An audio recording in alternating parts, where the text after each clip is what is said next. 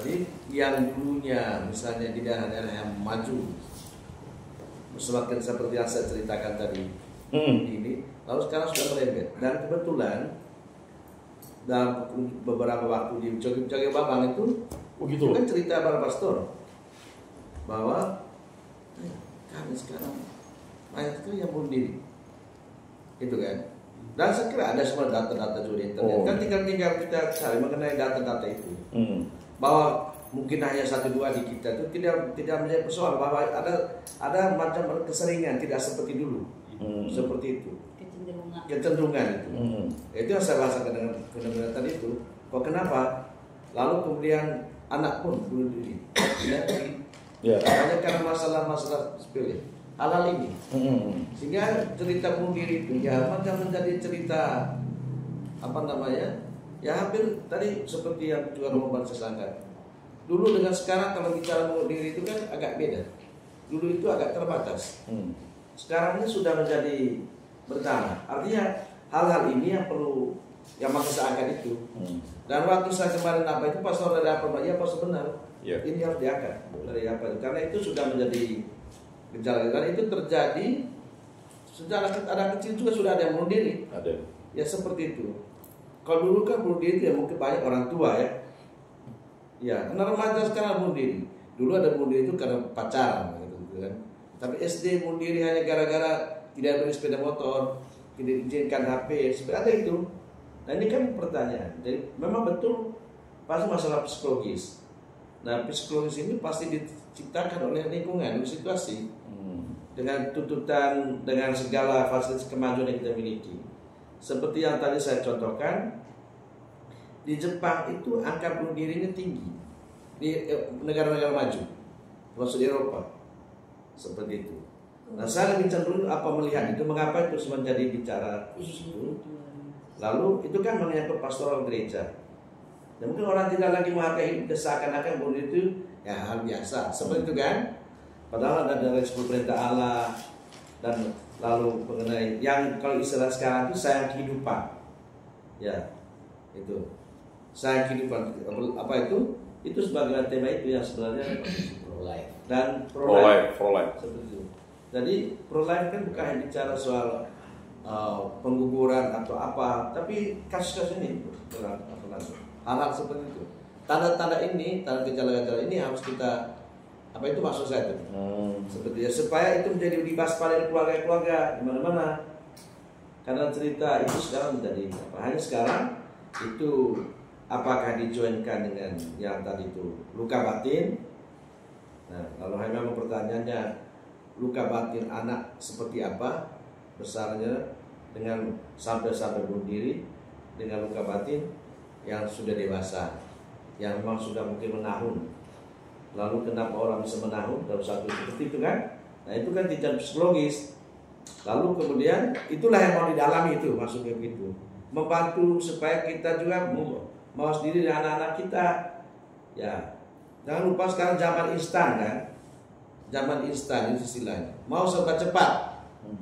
Roh kesabaran tidak ada. Jadi hal seperti ini, why? Itu kan? Jadi itu mengenai apa tadi bagus mengerucut kita punya pembicaraan itu artinya jangan hanya kita harus ambil dari aspek-aspek tadi psikologi, hukum, pastoral, moral itu supaya lebih fokus gitu jangan ambil semuanya akhirnya nanti membias gitu, ya. Seperti itu sehingga waktunya kita tentukan sekian saja misalnya kan bisa juga kalau misalnya apa tinggal diatur. Kalau waktunya agak panjang kan bisa waktu juga untuk bisa tanya jawab, untuk orang sharing, hal-hal seperti itu kita buat nantinya. Oke. Baik, itu tambahan. Dari psikologis, hukum, pastoral, apa itu? Moral. Kan kita mendampingi orang-orang begini. Dan perlu kan namanya preventif dan kuratif. Nah, preventif kuratif itu sejalan. Lalu bagaimana itu dalam hal-hal seperti itu? Nah, kita sebagai yang membidangi keluarga, ya kan kita tidak bisa berserta-merta dalam masalah psikologis, ya kan? Ya itu kan pola asuh di rumah, parenting. Itu semua menentukan. Maka tema parenting itu ya penting sekali. Seperti itu. Oke. Pertanyaan saya, satu pertanyaan. Apakah para narasumber itu selain satu nasional semua diserahkan kepada kita, atau ada kuskupan-kuskupan partisipan yang juga punya narasumber yang katakanlah bisa diberi, ya diandalkan diandalkan dan diberi ya bagian untuk ambil ini, karena ini kan karya kita bersama. Artinya gawe kita dua provinsi gerejawi ini, mungkin ada mereka yang memang punya kemampuan atau punya data, punya apalah itu. Misalnya salah satu dari tema ini diserahkan kepada mereka, mungkin dari Ketapang atau Sanggau atau mungkin dari Kuskupan regio provinsi timur. Ada enggak mereka itu, karena di bagian timur juga banyak orang yang ahli juga ya. Tidak tahu pembicaraan para pastor di regio ini apakah diserahkan kepada kita saja atau partisipan juga bisa mengisi satu atau dua tema misalnya kan ya. Ya terus terang tidak ada pembahasan sampai situ. Ya, lalu yang kedua, saya memang harapkan adalah kita betul-betul cari orang yang profesional untuk membicarakan itu, termasuk melibatkan sebuah kuskupan. Hanya itu selalu ada dampak-dampaknya untuk kita ya, dampak-dampak untuk kita ya terkait dengan pembiayaan, lalu kemudian juga ya banyak hal seperti itu. Itu sebenarnya. Tadi sebenarnya maksud saya pertama itu ada karena tema-tema parenting ini sebenarnya sudah ditetapkan, sudah dimulai dan itulah yang dikembangkan sekarang di paroki-paroki. Dalam bahasa soal itu hanya ketetapan itu mengundang dari Semarang nanti pembicaranya itu kan dari Semarang. Ya. Ya. Oh bukan mereka, bukan mereka, tapi sudah prakteknya di sana seperti itu. Dan karena mereka bercerita kepada bahwa itu sejak kemarin pernah saya singgung juga untuk kita. Karena itu tadi dari luar. Nah sekarang kan kalau kita misalnya mau dari luar, problem lanjutannya itu seperti itu. Problem lanjutannya begitu. Pembiayaannya, tiketnya dan segala macamnya. Hanya yang terjadi kemarin itu yang di misalnya yang di Palangkaraya kemarin, itu semua mereka di dalam yang bicara. Seperti itu.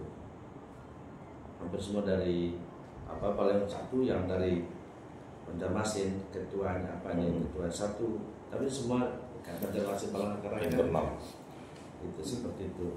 Nah itu dia, karena ini gawe bersama. Misalnya narasumber dari tempat lain itu ya peserta, walaupun peserta kan adalah amplopnya, tapi kan tidak seberapa gitu. Misalnya ketua komisi keluarga mereka, pesertanya kan pasti ketua komisi keluarga yang pastornya, dan punya keahlian tertentu itu tadi, punya wawasan untuk regio ini kan penting itu juga, data dan wawasan dan kebutuhan kita kan. Saya kira itu. Saya sih tidak kenal mereka, tidak kenal kemampuan mereka, dan juga itu pasti ada seperti kita di sini kan. Apalagi pernah mereka membawakannya sendiri oleh mereka, dari mereka, sehingga ahlinya dari tempat mereka itu. Misalnya salah satu ahli itu kita minta sebagai peserta, kan kalau peserta mereka membiayainya sendiri, tapi karena pemateri ya kita beri amplop seperti kita di sini juga, peserta sekaligus pemateri, amplop aja gitu kan. Ya itu memang sih kita kan bermulai ya. Kita belum punya data mengenai teman-teman di Kuskupan lain ya. Lalu kan kita juga baru bentuk regio ya. Kemudian saya sudah sharekan juga tema-tema ini ke keempat kuskupan kita yang menangani bagian. Jadi yang menangani ini sebenarnya adalah bukan kita saja, 4 kuskupan. Regio, provinsi gereja ini kita. Jadi macam tempat anjungan itu sudah kesepakatan 4 kuskupan itu, tambah dengan mereka waktu pertemuan di Palangkaraya kemarin di Anjungan. Maka tidak pilihan lain selain pilihan Kalimantan, apa di Pontianak, tidak tuan rumah. Nah sekarang memang sebenarnya mereka yang kuskupan lain juga bisa bertempat. Kalau misalnya memang kita coba tawarkan kepada mereka jadi pembicara, tapi pembicaranya itu adalah sebagai peserta, maksudnya supaya, karena kalau misalnya kita undang dari luar itu tadi ya, problemnya itu artinya runtutannya itu kalau kita mampu sih membiayainya, menurut saya ya, lebih bagus ya. Kalau misalnya kemarin ya sewaktu di Palangkaraya itu ya, saya sih melihatnya mereka tema itu dengan pembicaranya kita di sini juga tidak lebih seperti itu, dan bukan mereka apa sekali, karena yang menurut saya yang lebih banyak berkaitan dengan hukum apa tuh yang ini betul psikologi dan hukum, tapi hal-hal yang kita pengalaman saya kan dari Pak Sutri dalam sharing itu seringkali muncul seperti itu.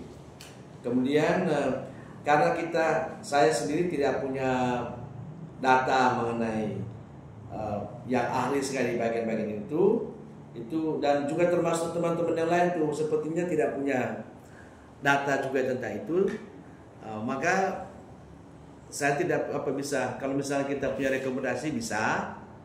Lalu itu tadi ya. Boleh menanggapi masalah data ya. Kalau saya lihat kenapa kalau dikoreksi kalau nanti arah yang saya bawa ini tidak sesuai dengan tema di awal. Dari judul yang promoster, parenting dan cakupannya, KDRT, anak dan luka batin, berhubungan dengan pola asuh di era digital maupun bunuh diri, ini ada data di dinas yang memang menangani ini. Kalau yang untuk KDRT atau anak yang ada coba tentang minus suicide, bahasa medisnya itu ada percobaan bunuh diri, depresi, dan itu jelas ada di konsultasi di psikolog dan di Suripapong di klinik. Nah itu bisa kita minta datanya, itu ada dong. Jadi kita bisa lihat tren peningkatan kasus dari tahun ke tahun. Kedua, untuk yang KDRT atau anak ini luka batin dan kasus anak ini bisa kita dapatkan datanya di pemberdayaan perempuan dan anak. Di situ ada bidang perlindungan anak. Jadi kasus-kasus yang ini media